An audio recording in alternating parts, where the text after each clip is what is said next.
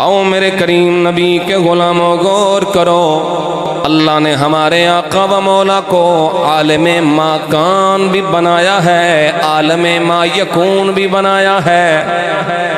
ماضی کا حال بھی بتایا ہے، مستقبل کے حالات بھی بتائے ہیں۔ حدیث پڑھ دیتا ہوں مسند احمد سے، مدینے کے گرد و نواح میں ایک چرواہا بکریاں چرانے میں مصروف ہے، اس کی بکریوں کے ریوڑ پر ایک بھیڑیا حملہ آور ہوتا ہے، ایک بکری کو اٹھا کے نکل پڑتا ہے، چرواہا خبردار ہو جاتا ہے، لاٹھی اٹھا کے بھیڑیے کے پیچھے بوڑ لگاتا ہے، بھیڑیے کے پیچھے دوڑ لگاتا ہے، بکری واپس لیتا ہے، بھیڑیا بھوکا پیاسا قریب ایک ٹیلے پہ بیٹھ جاتا ہے اور اپنا منہ پر کر کے بات کرنا شروع کرتا ہے، مگر آج عجیب انداز ہے، بھیڑیا اپنی زبان نہیں بول رہا ہے، آج بھیڑیا عربی میں کلام کر رہا ہے، عربی زبان بول رہا ہے، اور وہ لفظ کیا تھے؟ کہنے لگا امد الی رزق رزقنی اللہ وانتزعتنی منی وانتزعتہ منی، اللہ نے مجھے رزق دیا تھا تو نے چھین لیا ہے،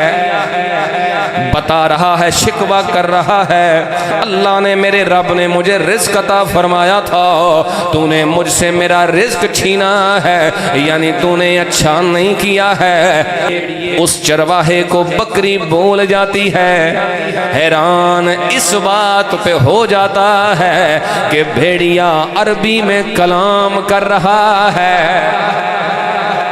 سارے بولو نا سبحان اللہ۔ وہ اس بات پہ حیران ہے، بھیڑیا کبھی عربی نہیں بولتا ہے، اس بھیڑیے کو کیا ہوا؟ یہ عربی میں کلام کر رہا ہے، ابھی وہ اس تعجب سے نکلا نہیں، بھیڑیا پھر بول پڑا، دوبارہ بول پڑا اور کہنے لگا اعجب من ھذا، میرے عربی بولنے پہ تعجب کرتے ہو، ذرا صبر کرو، میں تمہیں وہ بات بتانے والا ہوں جو اس سے بھی عجیب ہے۔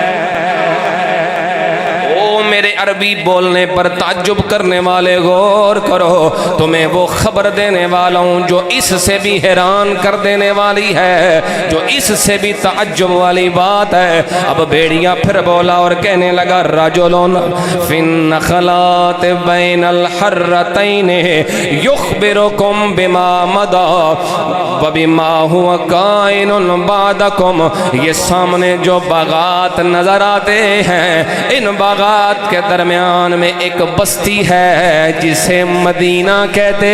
ہیں، ان کھجور کے باغات کے درمیان میں ان سیاہ اور سرخ، ان سیاہ اور سفید پہاڑوں کے درمیان میں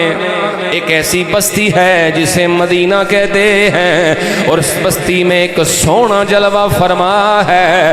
یخبرکم بما مضی وبما هو کائن بعدکم، وہ سونا جو ہو چکا ہے وہ بھی بتا رہا ہے، جو ہونے والا ہے وہ بھی بتا رہا ہے،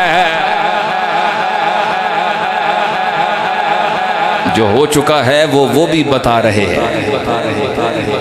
جو ہونے والا ہے وہ بھی